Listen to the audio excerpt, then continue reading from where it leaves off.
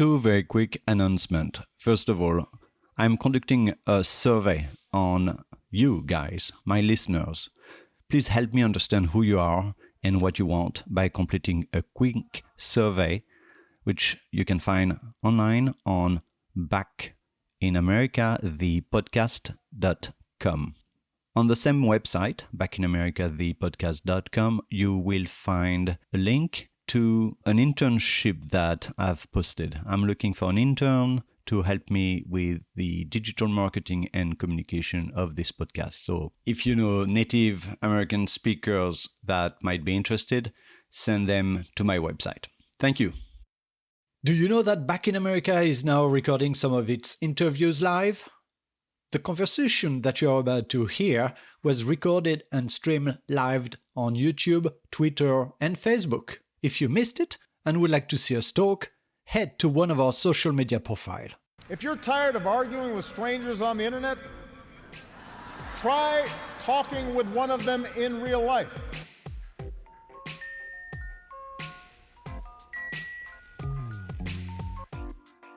Welcome to Back in America, the podcast. I'm Stan Bertolo, and this is Back in America. I'm delighted to welcome all of you today to this first live interview of the podcast Back in America. My guest will join us in just a few minutes. He is a model, a dancer, a singer, and an incredible performer. Look him up on Spotify or wherever you get your music, and you will understand why he's such a rising star in this industry. Getting where he is today has been a long and challenging journey. A journey that started in New York with a drug addict father and an abusive stepfather. A journey that took him through homeless shelters and psych wards.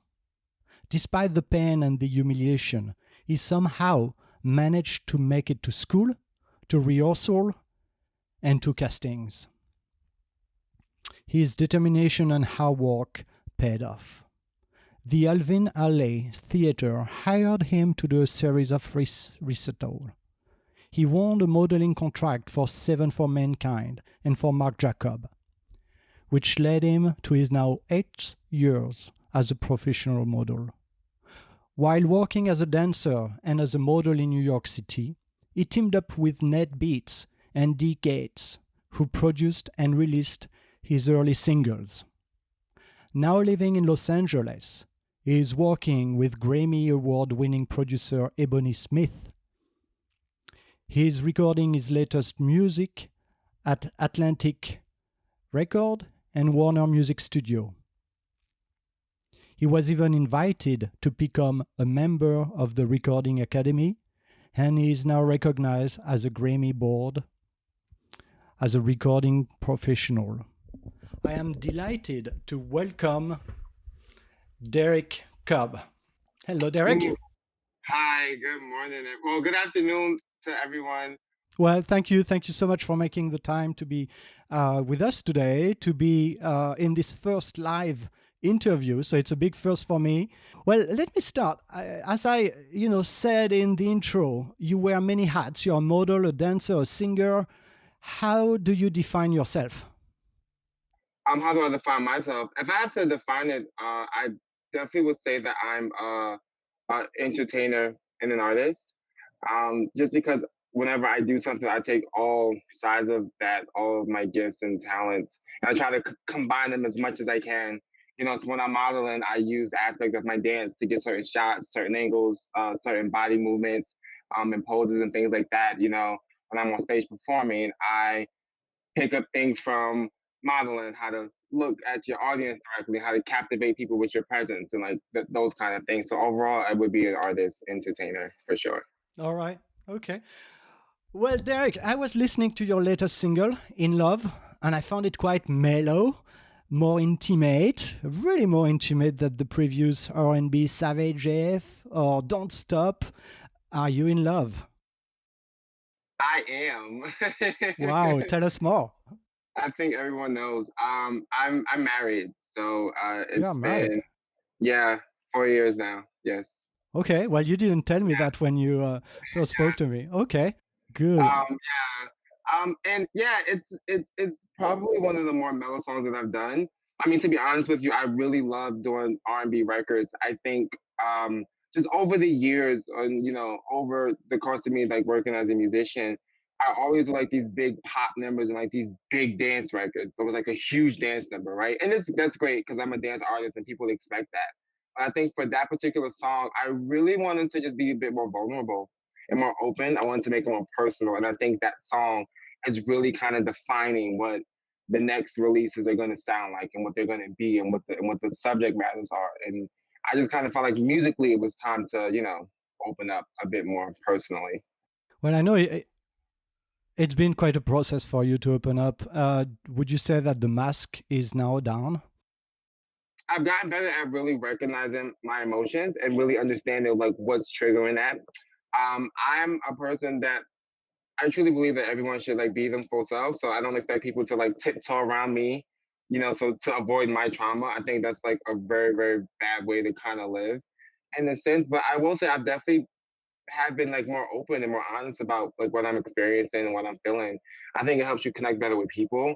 Um, it helps you connect better with yourself. And to be honest with you, especially as a musician, if I'm not, if I have my mask on and I'm being so walled up and shelled, we can't create good music if they don't get to the root of how I'm feeling. And that's kind of been helping because usually when I'm in the studio with producers, before we even start writing or recording, we spend about a couple hours just conversing about what's really on my mind at that moment in time. So, what's the latest in your music life? Any release on the horizon soon? Yes, I just got the copyright clearance for my new single. It's called "Won't Let You Down," and it's an acoustic mid-tempo type track. So yeah, the scheduled date for that is going to be October 21st. Wow, congrats. We are going to soon go on to the earlier life of Derrick Cobb, but I want to understand today where you are living in Los Angeles, recording. You've got this new single coming out. What makes you the happiest? What makes me the happiest? Honestly, I'm the happiest when I'm on stage. If I'm being honest, I think for every performer, every artist, being able to kind of show your work is amazing. Performing is a different connection between an artist and the audience member or an artist and a fan. And when people hear your music, of course, they kind of put themselves into it and they insert their own ideas and how they feel like the story should go. And that's a point you want to start those conversations. But when you're live, you really get a chance to express how you see it and like what you hope it means. And I think that's what makes me the happiest. I mean, because that's the chance you really get to show your talent. You can't hide your voice, you can't hide your dancing, you can't hide your skill. So that's your chance to really show people like what you can do. So that's why I love being on stage. That makes me the happiest of everything. Has your mom ever seen you perform? Once, once, Once? yeah, yeah. How did that make you feel? And where was that? This was back in 2018. It was at a club in New York called Cielo. It made me feel really good at the time. I don't remember really seeing her like there, and not like in a bad way, but it was so like the lights were like the audience was like so black and like it's just lights on you and like on the dancers, so you really don't get to like see, like you can't really tell who's who. So I can see her like when I watch footage from it, I like see her reacting and responding. So that's really cool.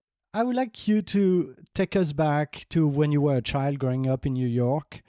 Yeah. Your biological father had left your mom at the time, Yes. and a new man had moved in your home. Yes. So if you close your eyes, what do you see? Wow.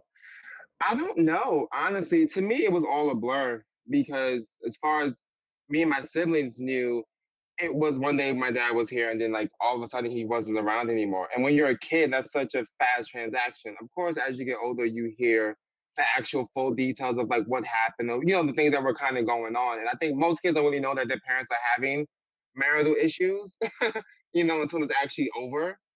Um, I will say with my birth mother and my birth father, they made a very good point to never argue in front of us. Like we've never seen them argue. Um, So when I hear versions of my parents' stories and why they decided to split up, it kind of makes sense. My parents were really young and inexperienced, and they had kids at a very early age. And I just remember being a little taken back because my stepfather was very demanding. We were young; he was very just like on top of things, like on top of us in ways that we weren't really kind of used to. Like our dad was more like fun and kind of laid back and like super chill. And my stepfather was very strict. He was a Jehovah's Witness, and his religious beliefs just had him like it's almost like he was like a drill sergeant, like crazy at the time. In the beginning, no, it was more so verbal aggression in the beginning. I remember just kind of thinking like, first it was kind of weird, like why is he yelling all the time? Because once again, like I said, I've never heard my father yell at us or at my mother. And over time, it's what abusers do, right? It's classic. What they do, they work their way in, and it's one thing one day, then it's 2 days, and then it's kind of this buildup, and next thing you know, you're fully immersed in this very, very, confusing, violent situation. I remember my parents, my mom and my stepfather got remarried. And the next thing we know, we were leaving our family and friends. We were moving upstate New York. We just left. No explanation. I never got to say goodbye. Didn't say goodbye to our parents. Didn't say goodbye to our relatives. We just left. And now we live in this town where we don't know anyone. And that was like his mission was to isolate us. Like that was this is the ultimate goal was to isolate and control us. And I think for my mom, she was she was in love. I think that my stepfather gave her a sense of security because he, at the time was financially like in a very, very good place. With 4 children and my mom was still in nursing school at the time, I think she really was thinking more so along of how to make sure that we were going to be able to live the lives that she always wanted us to live. When did he start to get violent on you? It got heavy when I remember being in the 7th grade. And I remember waking up and my stepfather and my mom were like in a huge argument. So, naturally, like any kid would do, you try to run to your mom's defense. And I just remember a fist just like really just flying at my face. My birth father never hit me. So that was it really shocked me. I didn't really know what to do. And I'm standing there just like with this blank stare on my face. And then he looks at me and just like wails at me again. And it was kind of like the devil was staring at me in my eye. And I started to cry and I just walked away and my mom looked at me and she didn't say anything. I don't think she even knew how to respond or what to say at that time. And I think at that point, because nothing was really done to protect us or there wasn't any repercussion for that action, like I said, we were at this point, we're away from our family and our known environments. It's nothing we can do. You just deal with it. And so I remember going to bed, waking up, and being told when we got to school to make sure that that wasn't discussed and we didn't tell anyone what was happening. We were instructed not to do so by him and her. Wow. And at the time, did you know that you were gay? I kind of did, if I'm being honest with you, but I wasn't. I was like I said, I was in middle school. You're 12, 11, 12, 13. I don't really think that you are thinking about your sexuality in terms of like being intimate or you know being sexually active. Um, and I kind of think what kind of makes it a little funny is because my stepfather would make comments and he would say things like, "Oh, fag is this and that," and he would be very verbally loud with it in front of me. And that's really when I started to kind of figure out what that was. But initially, I kind of think I noticed that a lot. I think a lot of adults when they see behavior that they don't necessarily classify as a boy acts like this or a girl acts like that, they start spewing out all these judgments. And I think for most kids who are gay, in the beginning, you really don't know that until someone actually starts to really put that in your brain. You start to kind of say, maybe I am, maybe I'm not, because you're not really thinking of it. And you just like this song. You don't care if it's a Britney Spears song. You just like the song. It's a great song. Everyone's singing the song, or you doing the dance because you see it on TV. It's like, oh, this is cool. It's great. So I think, yeah, I started to realize, but I think he definitely knew, and like that was like the shift, like in energy. It went from that to him controlling who I hung out with. I couldn't hang out with friends. Like it was almost kind of positioning me in a way to hang out with kids who were not really the most influential in good ways. He much rather me hang out with the street kids. Right. Wow. To tough you up, right? Yeah, yeah. So you told me that at one point your mom kicked you out of the house. How did that happen? Take us back to that day. Just long story short, really, me and my stepfather had, like I said, we've always gotten into it. He's always gotten into it with us. So it was by this point, I'm 17, you become a young adult, you're in high school, I'm looking at colleges that I want to go to, like I'm like on the route of what I call planning my escape. I remember at the time I literally signed up for every extracurricular activity that you could possibly imagine. I'm talking from football to basketball to dance practice to choir rehearsals to band. I even learned how to play the tuba for a week just so that way I could like stay active and not really be home so much. And it was one of those times he was kind of fitting in a rage. And he literally, I remember him kind of giving her the ultimatum of, like he has to go, I have to go. And it was very clear to me that I was the person who was going to be leaving. And then the next day was, yeah, you can't destroy my marriage. You can't destroy my family. So you need to start being on your own. And then I just remember I just left. At that point, I felt completely unwanted. Like it was just nothing. It was nothing for me to really say. I just left. I just like I didn't know where I was going. I didn't know what I was gonna do. But I just knew at that point I didn't belong there anymore. So I what wasn't did you wanted. do? Where did you go? What happened that night? I went to my cousin's house, and it was kind of regular. Like, it was just another day of me hanging out with with my cousin and my friends.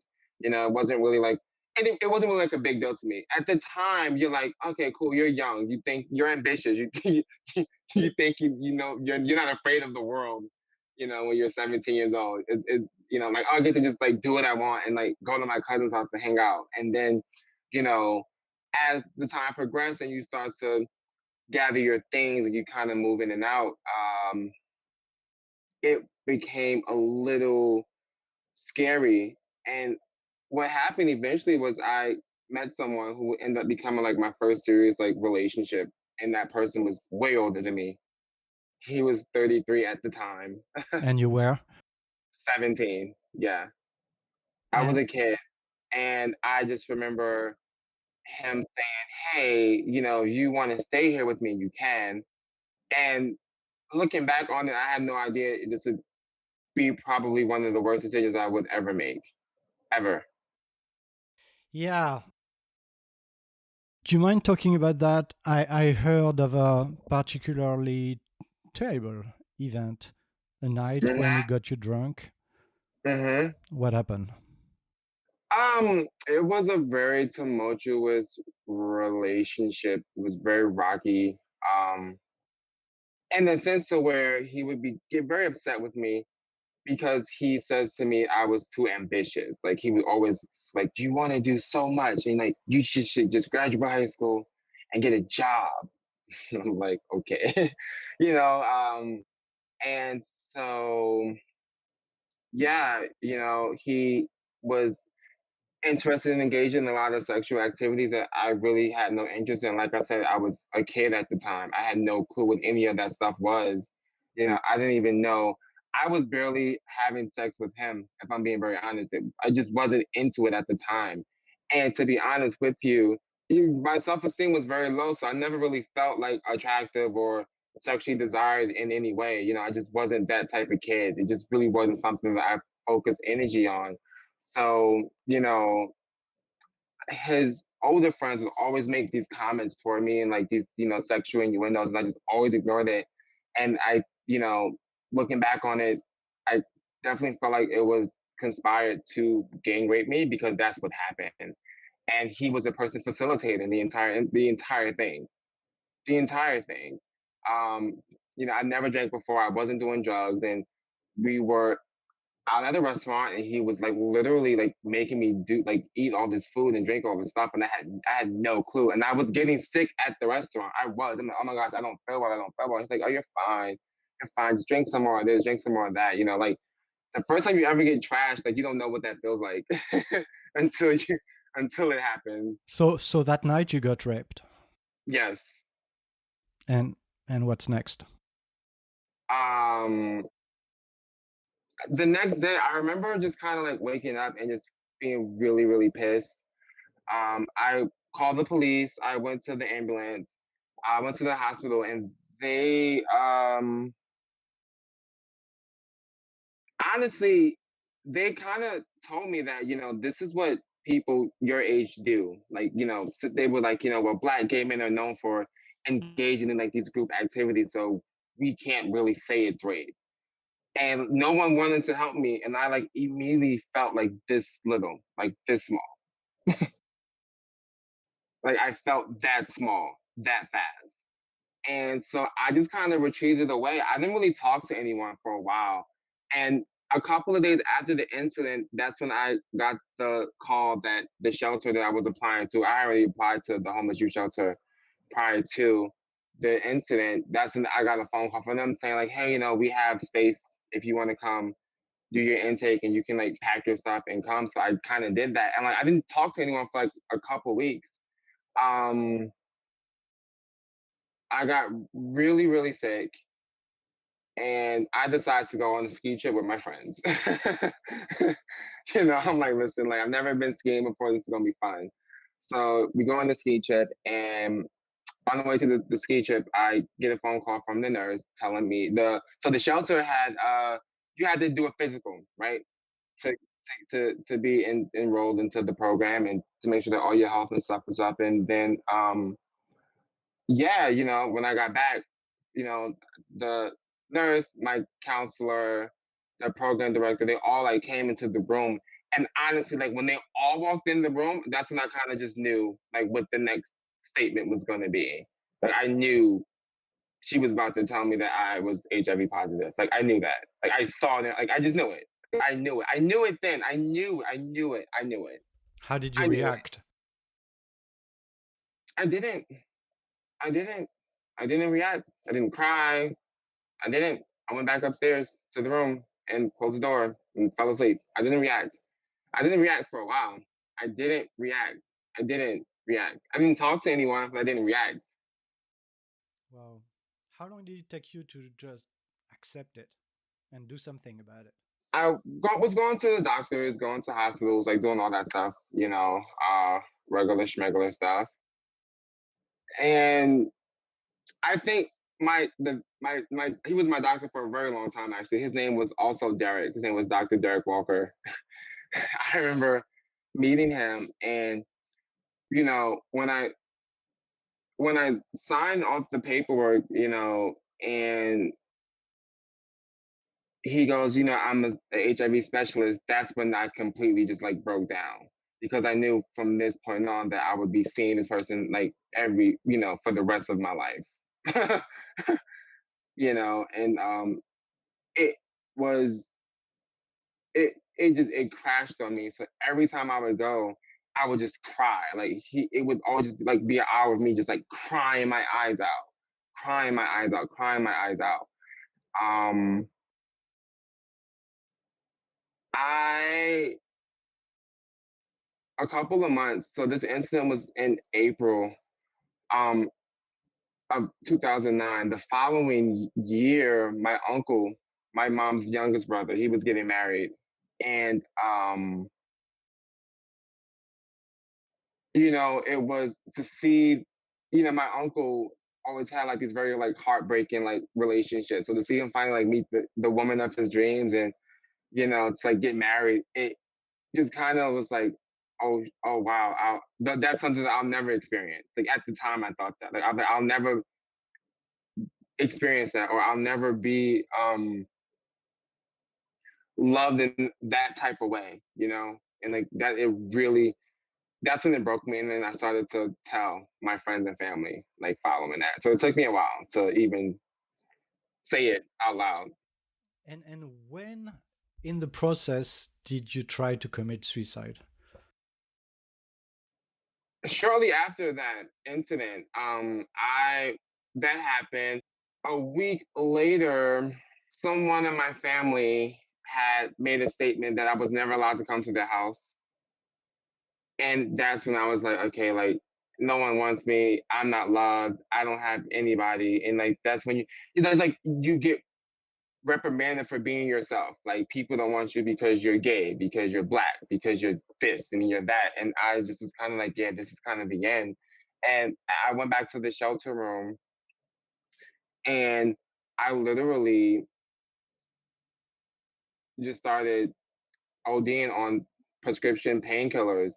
And my roommate, Ray Sean, hi Ray Sean, um, thank God for him. He was one who called the guidance counselor, and then they took me to a mental hospital. They took me to Mount Sinai, the psych ward there. It's in New York, on like 100th Street and Madison Avenue. How was it there?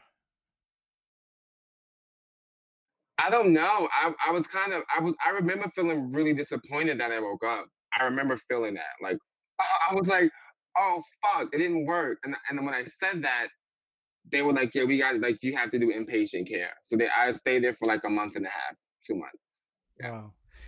And who were your role model at the time? Whom did you look up to? How did you manage to grab life again? I don't know. So one like after I got out, things were kind of a blur. I was, 19, 20. Things are really, really, it's been a couple years. So now it's 2000, let me see, 11, 2012, 19 and 20, you're doing all this stuff. So I'm partying every day. Like now I'm able to go out to clubs and like, So hold on, that's you know, after this episode, right? That's after yes, you commit suicide. yes. Okay. Yeah, so I'm like, okay, great. So I'm still here. What's the next thing? So what most young people do, or people with any type of issue, they try to do things to mask it. So I was drinking a lot and partying all the time. I mean, every weekend, like me and my friends, we would like do all these like side jobs, get enough money to get an outfit, go to the club and like drink and party and party and party and party.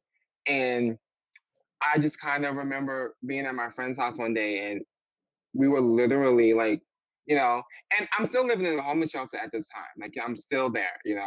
My time is coming down. It's like it's almost time for me to start phasing out. You're only allowed to stay for 18 months. The maximum is 2 years. That's the maximum. And I was super drunk. We had literally no food in the refrigerator. We had nothing to eat. We were like hungover, laying on the floor. I was like pissy, laying on the floor. I'm being very honest. And I just remember thinking, like, I just kind of said it out loud. I was like, dear God, like, this can't be life. You tried to commit suicide. You were about to move out of your shelter. You passed out on your friend's floor and you realized that, hey, there must be something else. Life is not just about that. And that's sort of where you grab the energy to move on, right? What happened in your mind at that time? Well, at the time, the day that we partied, that day that I had that revelation, right? I was out celebrating because I had got a job at a gym. I got a job at Equinox. Equinox, at the time is like a high end gym. It's like the creme de la creme. And I was scheduled to start a couple days afterwards, and I just kind of remember thinking, like, you know what? If I really like, you know, if I really want to like do well at this job, and I really want to like make good money, and like, I hear so many great things, I need to kind of be on it. I think, and I think that also too. I just always, like I said, I always knew I had bigger plans for myself. Even as a kid, I always dreamed big. I always thought big. I always had creative ideas. I went to performing arts high school, most of my life. So I always wanted to kind of do those things. And, I think once the doctors told me that if I just stay on top of my regimen, I would have a normal life expectancy like any other person in my age group. I was like, okay, so maybe I need to give myself a fair chance at like really trying to do other things besides worry about, things that are still having negative effects on me. And so yeah, it's kind of like I said before. When you call it out to the universe, it starts to manifest itself. It's something powerful in saying what you want out loud. There's so much truth behind that statement. I think the tongue is a very powerful tool And for at the sure. time, you were also in the Cindy Lauper's program, right? Which is a Mm-hmm. shelter that help you get back on your feet. So Yeah. tell us more about it's True Color United, I believe. Yes. So the program pretty much was allowing you to um, live at a residency in any neighborhood that you chose, where they had like apartments available, and it allowed you to kind of stay there without really worrying about paying your rent, right? So I was kind of like, okay, cool. So I can stay here, save up. So that was my plan. My plan was to stay there, work this job, get promoted, save some money, and then be ready to be on my own. Like that was the plan. Like that was my plan. And then other things happened. What happened? What happened? Other things happened. While I worked at the gym, um, one of the clients came to me and prior to all this, I had a semester at NYU and I couldn't afford the dance program anymore because I didn't have the money. Um, and a client of mine had at the gym I was working at had told me about this place in New York called Broadway Dance Center, and I didn't know what that was at the time, or how it would play such a have a huge impact on me and like my life really. And like like all the teachers that teach at these schools, they do drop-in classes at these studios. So you should go in and like try to get a work study job there. And I'm like, work study? She said, yeah, rather than pay you in money, they pay you in classes. So the more shifts you work, the more classes you get to take. And I was like, you're kidding. So I applied for the work study job and got the job. And honestly, because I wasn't paying rent at the time, I started working less at the gym and being more at the studio. And I went to this audition, and that's when I booked my first recital at Alvin Ailey. Wow. And it was kind of like, and you know what though, looking back on it, I don't. I think they were more is they were more into my determination because I had just started really training.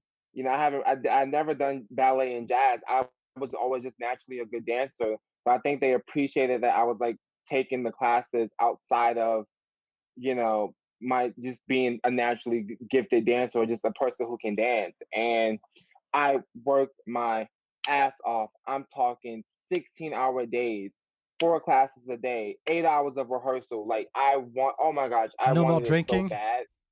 No more No, drinking? like, but that you can't. Like, your body won't allow you to. Like, you can't party and drink and do that level of work.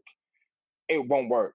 Like, you would embarrass yourself, and you do your body a disservice. To be honest with you, like, you need, like, as a dancer, your muscles are everything. So things like eating improperly, not working out, drinking, it breaks you down. So there's And, no way. and I'm trying to understand what was happening in your mind that was really pushing you to do that. I mean, how come all of a sudden you go from being a party animal, wanting to kill yourself, to being there, working so hard to achieve something? What is it that you were trying to achieve at the time? A lot of things. I think a part of you you still want to be accepted in some way, shape, or form. You know, you still want a chance at being loved in some way, shape, or form. And I honestly would kind of say to myself, before I die, at least let me try to make my dreams come true. That was always kind of what I would say to myself. Um, you know, and my doctor would say, why are you saying that? Like, your health is A1, like, you're in great shape. Like, why would you say that? And like, I'm like, well, I just feel that way. I always felt that way, whether it's going to be death by this or death by suicide. I always thought, if I can make my dreams come true before that, it'll say something, it'll be worth something, and if I do this and I do that and I accomplish this and I accomplish that, like, then my parents will come back and they'll love me more and they'll want to be around me more. Like, that was always kind of the motivation, especially in the beginning. That I would always kind of hope that. Like, let me do something great and then go back around them to see if if this is enough for them, you know? So we get the dance thing, we get the performance. Where does the music come into play there? So what happened was, I was dancing at Alvin Ailey, and I met this woman named Genesis B. She was a rapper at the time, and one of her friends, Nia, was dancing at the Alvin Ailey program I was in at the time. So we went to this gig, and Nia was like, "Hey, I'm backup dancing for this artist. You should come and like just hang out with us." And I'm like, "Sure, I would love to go. I love live shows." Like, so I go to the show, and Genesis is rapping or whatever, and she says, "Hey, I would love to know if there's any songwriters in the room." So I'm like, "Oh, I know how to write a song." And that's so we talked, and then I wrote this song, and then like the next day we were sitting in Washington Square Park, and I like literally like sang the song and danced the dance in like front of her. And she was like, "Hey, great, cool." She was trying to get the song written for another artist at the time. And when I wrote a song called Mannequin Boy, and that person, he didn't really like the song. So her and the producer, his name was Nate Beats, they were just like, "Why don't you keep the song and put it out?" And when that happened, I was like, "Oh, this is so cool." So that my mind went to, okay, I need to get a vocal coach. I need to be trained. I should study music. I need to get music theory books. I need to watch all this. Like, I just wanted to be great at it. I thought it was like such a great opportunity, you know? And then it just kind of snowballed from there. So it snowballed to you leaving New York and moving to LA. How Yes. did that happen? Well, if we fast forward to late 2018, so after pretty much all that stuff, I was modeling contract, dancing, recording music. I met my very first personal music manager. Her name was Crystal Alford. She runs an entertainment company called TE Music. And when I met Crystal, and she was very interested in managing me as an artist and developing me. And I was like, okay, like this is like what I've been praying for since I was a kid. And so we got together in 2014, just kind of talk. In 2015, we decided to really like get together and like and can start working on my what would be my debut EP. And it was it was intense, but I loved it. She used to be signed to Motown Records, so she comes from that old school way of like training. So we were in like singing camps every day, writing camps every day. I'm talking like just hanging, like we'll be like hanging out at the park, and then she would make all the artists that she was working with, like we would just have to sing in front of everybody and perform like at like on like at the spot, like no matter what. And like it just really developed my confidence as a performer. She had a vocal training, 4 days a week, in the studio 5 days a week. And her rule was we were not allowed to record unless we hit every note and knew every song word for word without looking at the lyric sheet. Wow, this is amazing. And at the time, you're like, "Oh my God, this is so cruel." But it really developed you. And we put the EP out, and then I started booking all these shows all over New York.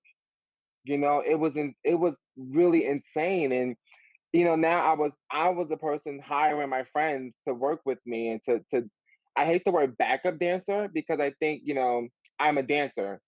And I think what dancers do is phenomenal. Like that work that they put in. Like, I can't do all that by myself, So I always say my team. When I hire people to be on my team, that's the greatest feeling in the world, to be able to put people in positions who you love and worked with before in the position to get a bigger opportunity. So it was, and that made it more fun because they knew my style, they knew what I liked, they knew who inspired me, and all those things. And that was happening for a while. So, Crystal had decided that she wanted to kind of, close her company.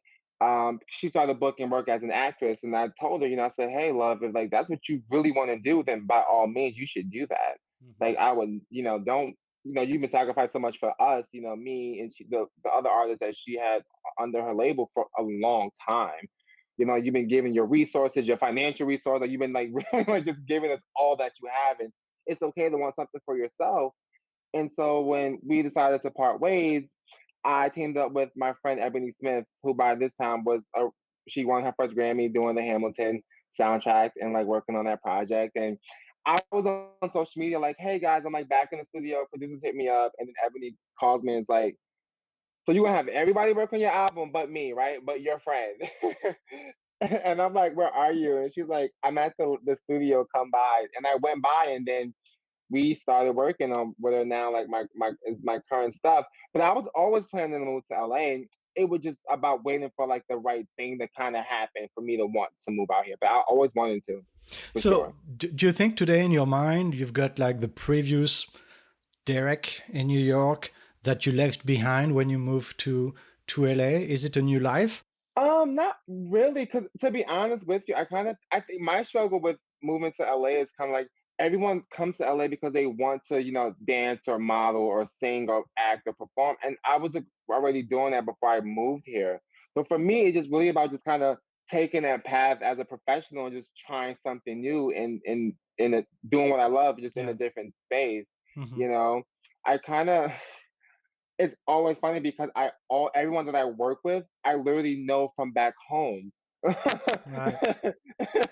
Everyone from the director that I'm going to be working with on my new music videos to, like I said, to Ebony Smith. She's flown out here a few times to record me.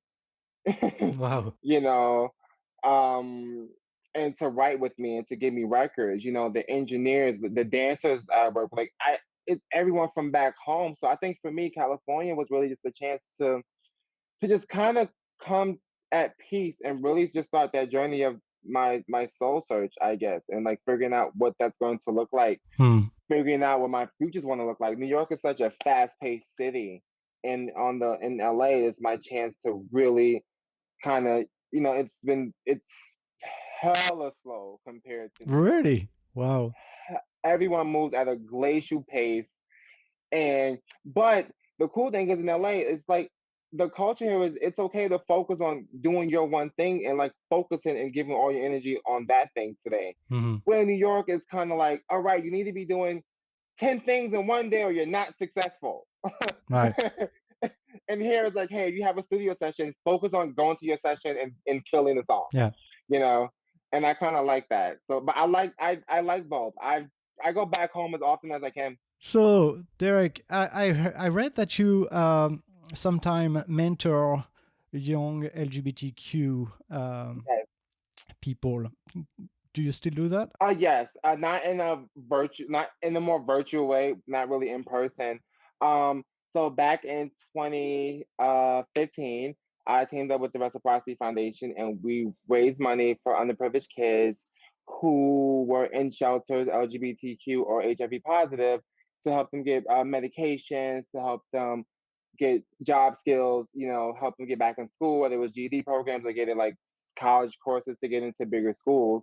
And I got invited to the White House to Ooh. meet President Barack Obama, the Wow. real president.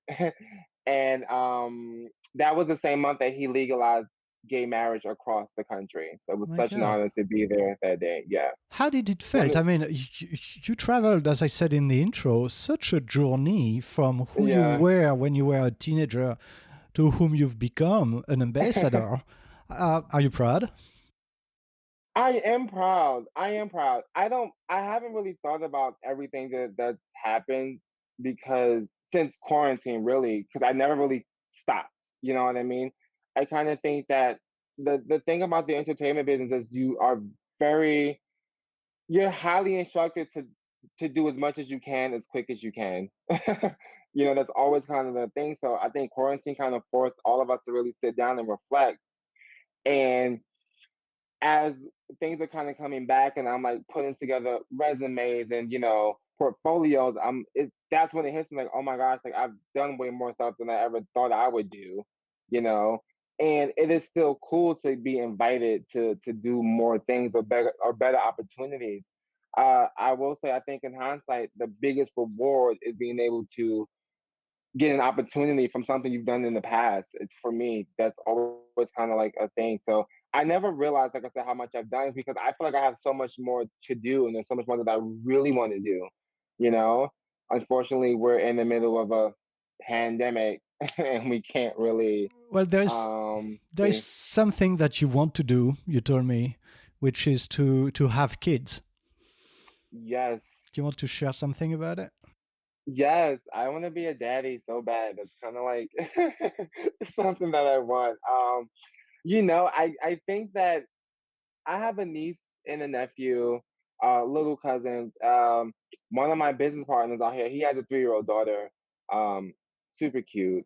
And kids kind of kids honestly teach you what unconditional love is because they don't have conditions. They just want you to exist, you know? And I think at first when it's like, kids are always like, oh, can I show you this? Can I show you that? But to be honest with you, they just kind of want you present. And I think that that type of connection is beautiful. You don't have to worry about how many records you sell, how many magazines you're pushing, how many likes or followers do you have. Kids really like you for who you are, you know, and how you make them feel, and that's what they respond to. And I would love to be able to have my own children one day, and be a great father and a great role model, and hopefully my kids want to be in show business like their daddy. So, Fingers crossed. did you start on the process of having kids, or where do you stand there? We've done research. We've done research. My uncle's a lawyer, and he actually is writing a book on same sex adoption and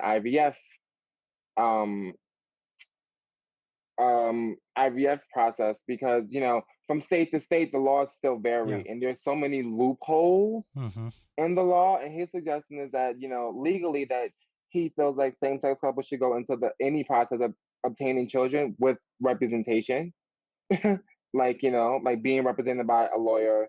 And also too, that people should, that most couples should give themselves 5 to 7 years to really plan, because it's super expensive. But you Yeah. also need to do a lot of research, a lot of research.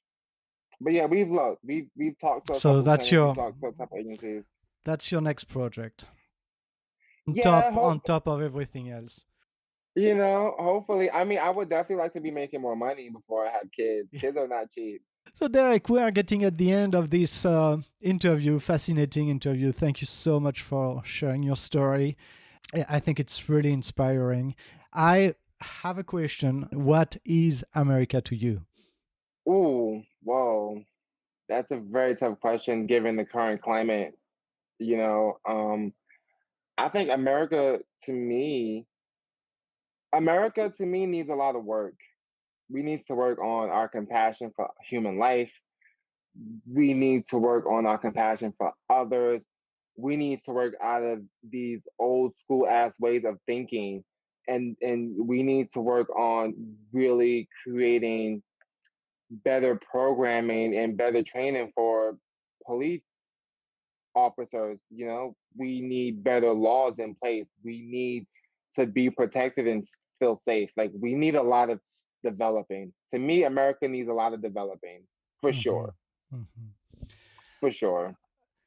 So I mean, we spoke about that, and I just quickly want to come back on that because it's not really something we touched on. We touched on your childhood, you coming up uh, and realizing that you are gay and dealing with that, you having HIV and also coming to term with that and trying to embrace life, whatever it cost. What's your experience today being in the Black LGBT community? It's definitely tough. I will say that I've experienced more racism here in Los Angeles than I have in New York for some weird reason. Um, I think that that's a part of the conversation that we aren't having when it comes to the Black Lives Matter movement and people who are Black and that identify as lesbian, gay, queer, transgender. It's almost as if we're kind of erased from the conversation at most points in time. And I will also say, too, if I could just shed some light on this really quickly, there's also a lot of racism within the LGBT community as a whole. It is no secret that white gay men are very privileged still, and that they still get better paying jobs and bigger opportunities than us. I've been facing that as a model, as a performer. You look at the budget sheets and I'm getting paid less. And trust me, I'm kind of like, well, why when I can clearly sing this song better than this person? But um, there's a lot of that conversation that hasn't been happening as well. And I think ultimately we need to understand that there are systematic laws. There are laws in place that systematically keep us at a disadvantage. So until people are willing to admit that and let that privilege go, we will always be in this rut. Because I kind of feel like these things happen every couple of years. They never disappear. Like it's almost like something happens, and then the country tries to put a band-aid over a wound and then stabs at the same wound again. You know what I mean? It's kind of crazy. And I think that, you know, specifically to the LGBTQ community, there needs to be more community togetherness and more uprising in that, where if you guys are understanding the only reason why gay pride really exists is because there was a Black and a Latino transgender women who decided that they had enough of being bullied by police and by the cops and by the law. That's why you guys celebrate that. So when you see all this stuff, and I don't see people who look like me in these ads, in these campaigns, at these bars, at these events, that's kind of that does it does us a great disservice at all. And not being included in the Black Lives Matter conversation is painful because we experience the same things. The same things. I get funny looks. Yes, the cops have stopped me plenty of times in places where I didn't understand why. I got stopped in Beverly Hills a couple of nights ago, going to the store for a friend because she wasn't feeling well. Like that still happens to us. Despite how people feel we live or how great they think our lifestyles are, I still face that every day. You know, I have my father and my uncles are Black men. Who have been harassed by police. These people who have been killed could have been a family member of mine. So it's very, very painful. So we need to get it together, like now. Mm-hmm. Is it something that you address in your songs? And the newer stuff, yes. All right. So that's coming out in October, right? Yes. Okay. Well, I think this is the right conclusion. We will be looking forward to your album in October. Thank you so much. Thank you for making time. Thank you guys for watching, everyone. I love you so much, Jessica. I adore you so much. As soon as I get to I should be in New York in like a week or two. I found out Friday. We definitely have to hang out. I love you so much. Nat from France, thank you so much for checking in. Nicholas, thank you for being patient with us with our whole technical glitch. I appreciate it so much. Stan, thank you for having me. Everyone who's watching this live or who will watch it or listen to this podcast, thank you so much. Remember, always, as you fight to find your inner strength, make sure you connect with your inner peace. Mwah. Thank you. Thank you, Derrick.